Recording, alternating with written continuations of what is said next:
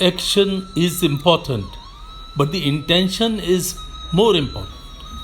The soldier also kills, and the murderer also kills human being. Now the soldier kills for the sake of his nation, for the sake of his country. He has no personal ends in view. Whereas the murderer, he does it for his own personal self. It could be greed, it could be vengeance, it could be other nefarious agenda, but totally different.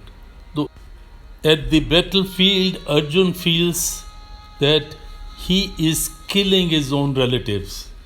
He feels that by killing the relatives, he is creating a situation whereby he will get into hell.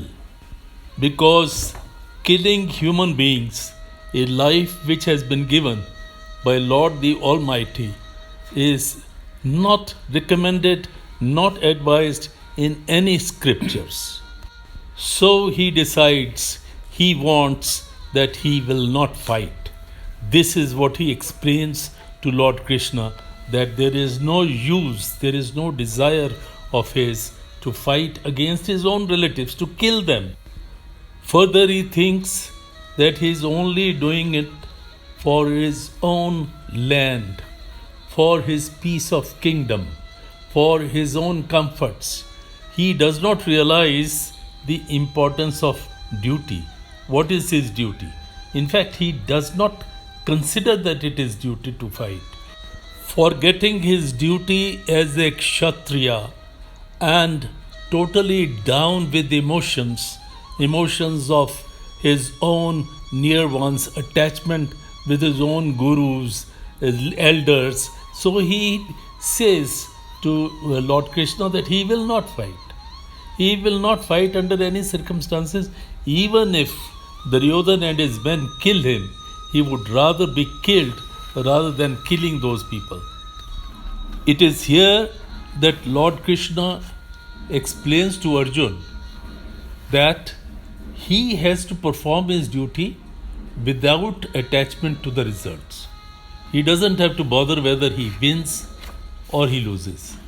He is not doing it for his own personal benefit, for his own personal agenda, for his own selfishness. He is doing it as a cause. The cause is to fight the evil. The evil has to be destroyed by somebody, otherwise, the good, the strong good also does not have any significance. He or she loses the significance the moment the courage does not help them to stand up and fight for the cause.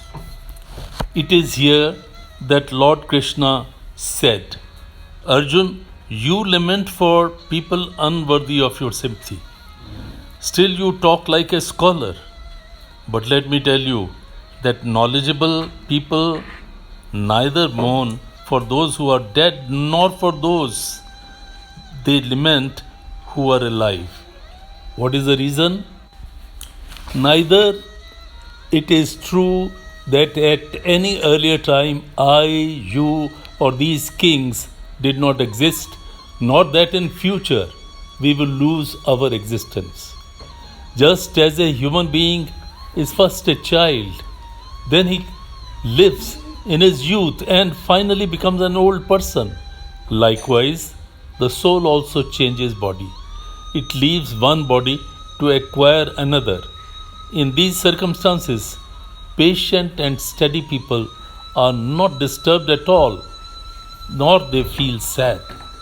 Kunti Putra Arjun, any state or situation that may bring joy or grief, just like summer or winter, are all transient. They come and they go. Therefore, you have to bear these. Because a noble, mature mind who retains his calm even in changing circumstances and is not disturbed by joy or by grief, his soul becomes worthy of salvation. Soul is indestructible. The entire universe is replete with such soul. No one can ever destroy the soul.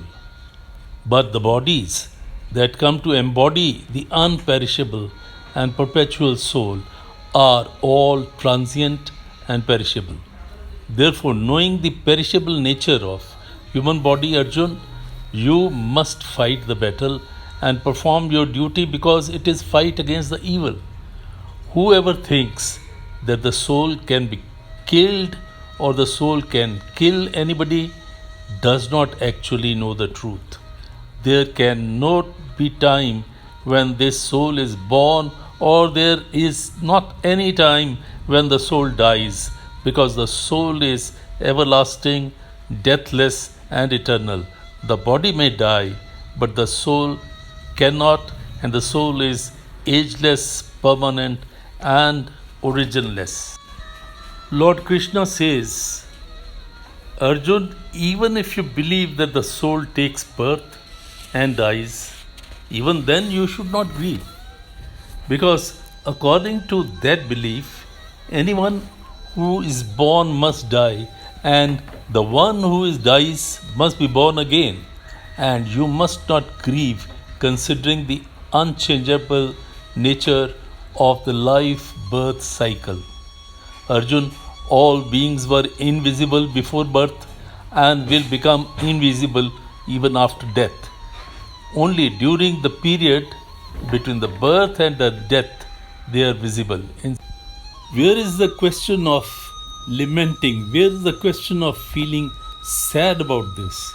It's a cycle which must continue, and it has been continuing. Nobody can change it. Thus, why should you feel sad about? Why should you grieve about something which you can't change, which is the law of nature? Arjun, but your duty as a Kshatriya is to fight against the evil.